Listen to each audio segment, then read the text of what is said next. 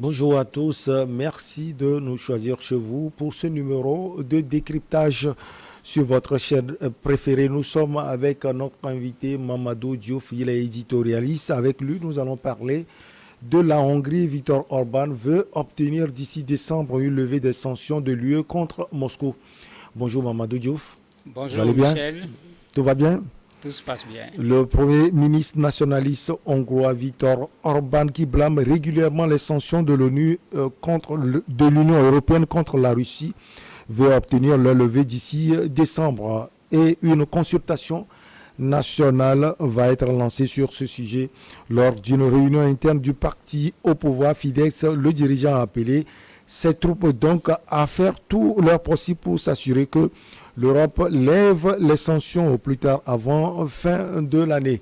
Alors, Mamadou Diouf, cette sortie de Viktor Orban arrive à un moment où, il faut le reconnaître, lui-même est critiqué dans son pays. Tout à fait, il est critiqué dans son pays puisque la Hongrie, depuis que la guerre en Ukraine a commencé, a traîné les pas par rapport aux sanctions.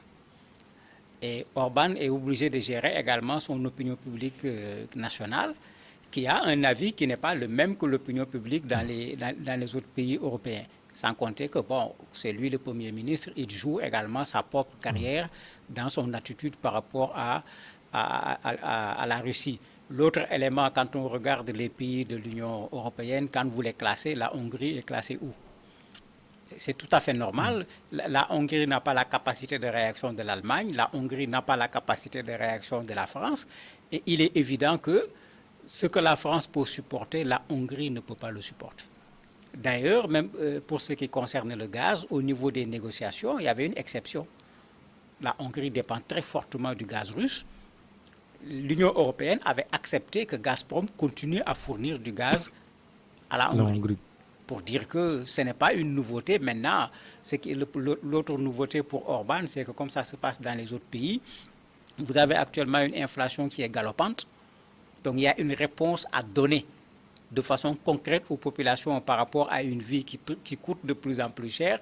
Ben, nous, on n'est pas là-bas, mais nous en savons nous aussi quelque chose. Mais en ce moment, il y a une demande nationale qui est là. Et par rapport à cette demande nationale, sanctionner la Russie, d'abord, n'est pas la priorité. Et la deuxième chose, c'est que cette augmentation est liée en partie avec les sanctions contre la Russie, puisqu'il y a l'effet boomerang qui est là, les gens ont sanctionné, et puis il y a le retour de bâton qui vient leur tomber dessus. Tous ces éléments font qu'effectivement, dans une rencontre interne au niveau de son parti, il a fait deux choses. La première chose, qu'on arrête de sanctionner la Russie. La deuxième chose, il l'avait déjà fait par rapport à d'autres décisions de l'Union européenne. Il propose d'organiser une consultation des Hongrois pour que les gens donnent leur avis par rapport aux sanctions, ce qui lui permettrait de se cacher derrière son opinion publique pour sortir des sanctions qui sont en train d'être prises, puisqu'il y a actuellement une nouvelle vague de sanctions qu'on veut taper sur la Russie en pensant que peut-être ça va être le coup fatal. Mais pour le moment, on n'a pas vu la Russie souffrir véritablement de ces sanctions. Alors, cela n'est pas aussi surprenant à Mamadou Diouf, puisqu'on sait que Orban est toujours proche de Vladimir Poutine, le président russe. Tout à fait. C'est pourquoi je disais non seulement la proximité d'un point de vue politique entre les deux hommes, mais il y a la proximité géographique également. La Hongrie se trouve où? C'est qu'il y a un gazoduc qui est là, qui passe, qui leur amène du gaz, alors qu'on en a besoin. Vous avez vu ce qui se passe aujourd'hui, malgré que les gens disent qu'on va sanctionner, la France annonce que bon, si vous n'économisez pas l'énergie, nous serons obligés de rationner l'énergie. La France annonce que beaucoup d'édifices publics, à partir de telle heure, on va diminuer la lumière. C'est-à-dire que le problème, il est là, il est concret. Il est concret. À Bruxelles, vous avez eu une manifestation. Les gens se plaignent du prix actuellement de l'énergie qui est extrêmement élevé. Les médias occidentaux n'en ont pas beaucoup parlé. Parce que dans la manifestation, les gens liaient cela également à ce qui se passe au niveau de la Russie, de la guerre plutôt entre la Russie et l'Ukraine. C'est que cette guerre est en train maintenant de quitter cet aspect où les gens s'étaient mis ensemble pour créer le maximum de problèmes à la Russie. Ça commence maintenant à devenir un problème intérieur au niveau de chaque pays. Mais Orban est dans le cas. C'est un proche de Poutine. Il est piégé un peu parce qu'il fait partie de l'Union européenne. Il est obligé de faire preuve de solidarité par rapport à l'Union européenne. Il s'est débrouillé pour négocier, pour ne pas aller jusqu'au bout des sanctions à chaque fois. C'est ce qu'il a fait. On demande aux pays de l'Union européenne de ne pas recevoir certains Russes. Bon, il en a refusé certains, mais il continue à recevoir. On a demandé de bloquer les fonds, il n'en a bloqué que très peu, etc. C'est vrai que la Hongrie est dans l'Union européenne, mais avec Orban, la Hongrie n'applique pas les sanctions de l'Union européenne comme les autres pays membres. Et certainement, actuellement, il est un peu fatigué de l'intérieur. Il se pose également des questions, parce qu'aujourd'hui, les gens se posent des questions. On est déjà à 7 mois de guerre. Tout le monde pensait que ça ne va pas prendre tout ce temps. La guerre continue, la guerre ne continue pas. Est-ce que les pays vont pouvoir continuer à supporter les difficultés engendrées par cette guerre? Alors, soucieux donc de conserver ou bien préserver sa proximité avec le président russe Vladimir Poutine. En retour, quelle sera selon vous la réaction de l'Union européenne? Ben, l'Union européenne a toujours eu des problèmes avec cette affaire. Rappelez-vous que quand on a posé au départ, ils avaient dit la sanction, on ne prend pas le gaz russe. L'Allemagne avait dit non. Beaucoup de pays avaient dit, mais attendez, nous, on a une dépendance, on ne peut pas tout de suite quitter le gaz russe. Et c'est pourquoi, dans les premières sanctions, le gaz, le pétrole n'en faisait pas partie. Pour permettre à ces pays de pouvoir se réorganiser, de trouver d'autres circuits d'approvisionnement. Et malheureusement, jusqu'à présent, la preuve que les pays ne l'ont pas réussi, la France se décide à donner du gaz à l'Allemagne pour l'hiver, alors que bon, la France n'est quand même pas un pays, à ce que je sache, qui produit une quantité de gaz pour dire je vais distribuer. Mais il y a une solidarité qu'on est obligé de mettre en place, parce que sinon, cette union des pays européens risque de se voir déstabilisée avec les sanctions qu'on veut appliquer à la Russie. Et le test véritable, ce sera à l'hiver. Quel sera le coût de l'énergie? Il y a beaucoup de spéculations.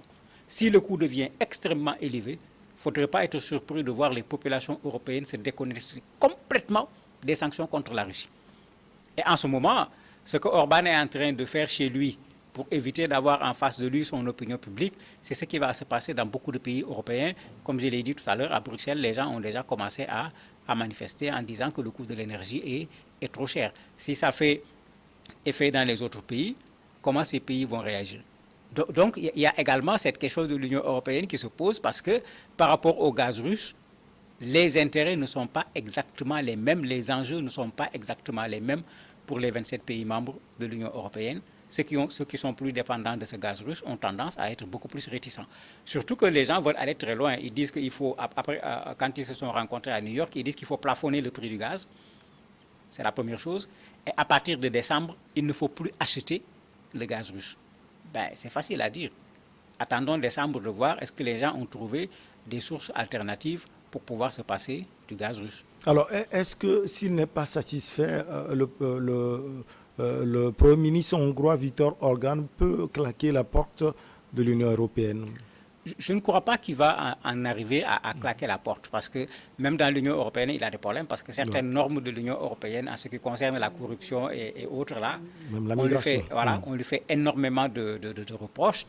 D'ailleurs, même la Pologne est en train de le soutenir, parce que il y a une somme d'environ 7 milliards d'euros qu'on devait mettre à la disposition du pays. L'Union européenne est en train de dire que s'ils veulent recevoir la somme, il faut que la question de la corruption soit réglée. Il y a la Pologne qui appuie en disant non, il ne faut pas qu'on en fasse une conditionnalité vu la situation difficile actuellement liée aux sanctions par rapport à la Russie.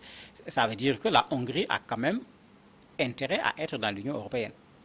Ce n'est pas l'Union européenne qui a dit à la Hongrie, viens être membre de l'Union européenne, c'est la Hongrie qui a voulu être membre de l'Union européenne. C'est vrai que cette période de sanctions, sa proximité avec Poutine au moment où une bonne partie des pays de l'Union européenne font plutôt dos à Poutine, le met dans une position extrêmement difficile, mais ça c'est une question conjoncturelle. Espérons-le, cette guerre-là va finir très bientôt. Quand la guerre va finir, les enjeux vont changer. Ils ne vont pas sortir de l'Union européenne pendant la guerre et après la guerre demander à retourner au niveau de l'Union européenne. Il y a des enjeux actuels. Je pense que l'Union européenne, tout comme la Hongrie, sauront comment faire pour que la Hongrie reste à l'intérieur de l'Union européenne. S'il faut faire une compensation comme avec l'Allemagne, que d'autres pays lui fournissent du gaz pour qu'il puisse se libérer du gaz russe, ça pourrait être une solution, mais il y a la proximité avec Poutine qui n'est pas simplement liée à l'approvisionnement au gaz. Alors, cette sortie du Premier ministre hongrois Viktor Orban arrive à un moment où, on se souvient, à New York, les ministres des Affaires étrangères des pays de l'Union européenne se sont encore réunis et veulent encore sanctionner une fois de plus la Russie. Cela risque, Mamadou, d'être encore un peu plus difficile. Oui, c'est ce que je disais. Ils sont en train de préparer en quelque sorte le dernier coup, hein, parce qu'actuellement, avec la déconnexion de la Russie par rapport au système financier international, il n'y a plus beaucoup d'endroits où vous pouvez frapper. Il n'y a plus grand-chose. C'est ça également la réalité. Et c'est pourquoi je disais tout à l'heure, après la rencontre, ils sont en train de parler d'arrêt de l'importation du gaz russe à partir du mois de décembre. C'est possible s'il y a une alternative. On les a vus aller vers d'autres pays où il y a le gaz. Il y a l'Algérie, on a vu... Tout à fait. Ouais. Ils sont en train de vouloir trouver une solution alternative. On a vu Macron aller en Algérie. Ce n'est pas par amour pour l'Algérie. On se rappelle, il n'y a pas longtemps, ce qui s'est passé entre les deux pays. L'autre, l'Union européenne, dit qu'on va créer un prix plafond, c'est-à-dire en fait d'ici décembre. Parce que l'autre mesure, c'est en décembre. Mais d'ici décembre, on va trouver un prix plafond où ils vont en quelque sorte imposer ce plafond à la Russie pour acheter le gaz au niveau de la Russie. Ils comptent également ajouter d'autres personnes sur la liste des personnes à qui on a interdit de venir aujourd'hui sur les territoires de l'Union européenne. Ben, quand vous regardez ces trois sanctions, avec la Russie même qui avait commencé parfois à leur créer des problèmes, à couper le robinet du gaz en disant qu'il y a des problèmes de pièces détachées ou de je ne sais pas quoi autre, mais ça veut dire que finalement, même en termes de sanctions, il n'y a plus vraiment beaucoup de choses à la disposition de l'Union européenne pour sanctionner la Russie. Alors, cette décision des ministres des Affaires étrangères arrive aussi dans un contexte, et il faut le préciser, Mamadou, avec le président russe qui est en train de mobiliser encore, les gens parlent de supplétifs, pour continuer la guerre.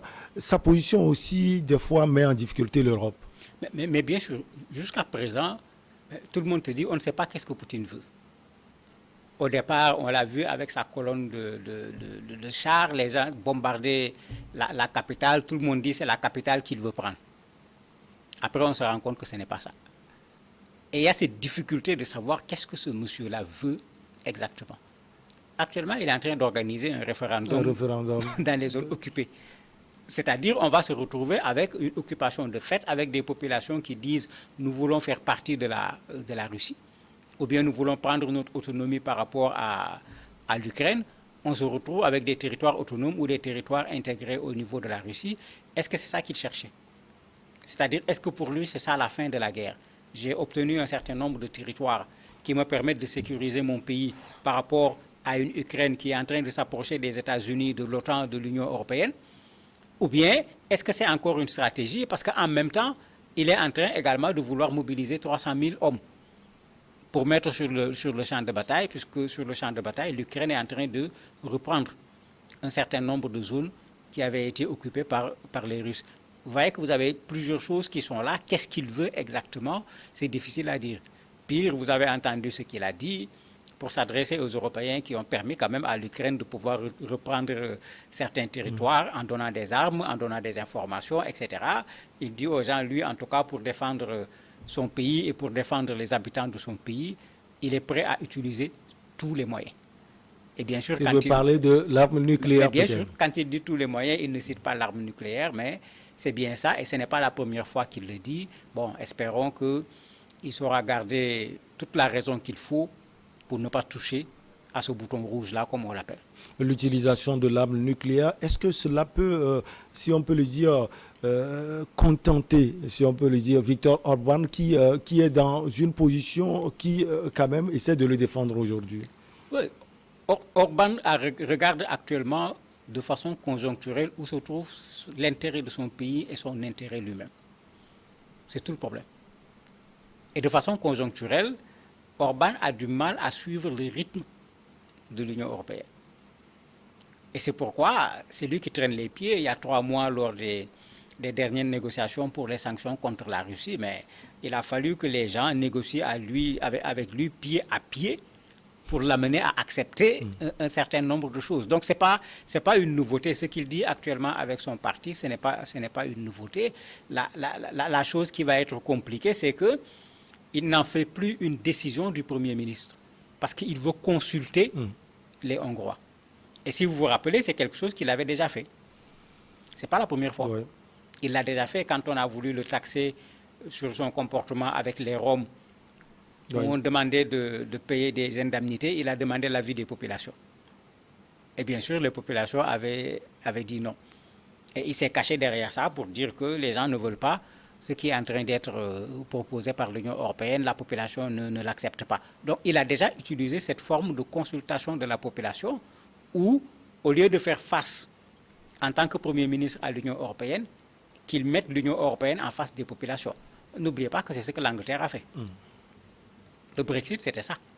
Vous avez quelqu'un qui ne voulait pas véritablement de l'Union européenne et qui a transféré cela au niveau des populations pour demander aux populations anglaises de prendre la décision de rester ou de sortir.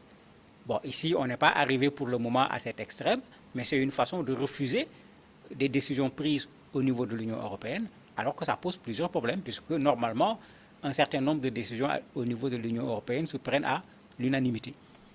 Donc si la Hongrie dit non, ça veut dire que la décision ne peut pas passer. Merci beaucoup à vous, Mamadou Diouf. On va marquer une petite pause et derrière, on reçoit l'invité du jour.